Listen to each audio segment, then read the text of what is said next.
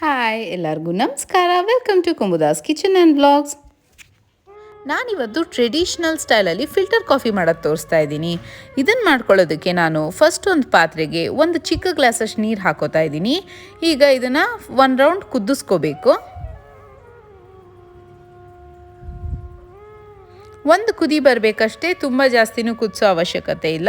ಕುದ್ದಿದ ತಕ್ಷಣ stove off ಮಾಡಬೇಕು. ನಾನಿಲ್ಲಿ ಒಂದು ಕಾಫಿ ಫಿಲ್ಟರ್ ತೊಗೊಂಡಿದ್ದೀನಿ. ಇದು ಟ್ರೆಡಿಷ್ನಲ್ ವೇ ಮಾಡೋದಕ್ಕೆ. ಟೋಟಲಾಗಿ 4 ಟೇಬಲ್ ಸ್ಪೂನ್ ಕಾಫಿ ಪೌಡರ್ ಹಾಕೋತಾ ಇದ್ದೀನಿ. ಅದಕ್ಕೆ ಯಾವುದಾದ್ರೂ ಯೂಸ್ ಮಾಡ್ಬೋದು. ಫಸ್ಟು 2 ಟೇಬಲ್ ಸ್ಪೂನ್ ಹಾಕ್ಕೊಂಡು ಆ ಥರ ಶೇಕ್ ಮಾಡಿಬಿಟ್ಟು ಲೆವೆಲ್ ಮಾಡ್ಕೊಳ್ಳಿ. ಇದ್ರ ಮೇಲೆ ನಾನು 2 ಟೇಬಲ್ ಸ್ಪೂನಷ್ಟು ಕಾಫಿ ಪೌಡರ್ ತಿರ್ಗಾ ಹಾಕೋತಾ ಇದ್ದೀನಿ. ಇವಾಗ ಇದಕ್ಕೆ ಕಾಯಿಸಿಟ್ಕೊಂಡಿರೋ ಅಂಥ ಬಿಸಿ ನೀರು ಹಾಕ್ಕೊಳ್ಳೋಣ. ನಾವು ಎಷ್ಟು ಕಾಯಿಸಿಟ್ಕೊಂಡಿದ್ವಿ ಅಷ್ಟನ್ನು ಹಾಕೋಬೇಕು.